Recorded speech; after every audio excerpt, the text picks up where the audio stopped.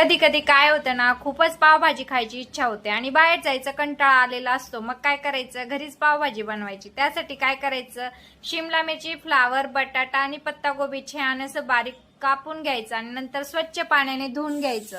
मग कुकरला अशा 2 शिट्ट्या करून घ्यायच्या आणि छान असं शिजलं ना, नंतर त्याला ग्राइंड करून घ्यायचं, म्हणजे एक जीव करून घ्यायचा. मग काय करायचं, कढई तापवायला ठेवायची, त्यात तेल टाकून लसूण टाकून घ्यायचा, टोमॅटो टाकून घ्यायचा आणि कांदा सुद्धा टाकून घ्यायचा. ते छान असं परतून घ्यायचं.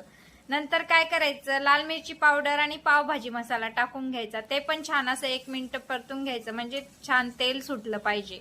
मग काय करायचं, मीठ टाकून घ्यायचं आणि आपली शिजलेली भाजी ना ती सुद्धा टाकून घ्यायची आणि वरतून ना छान अशी कोथिंबीर टाकून घ्यायची. मग काय, आपली पावभाजी तयार आहे.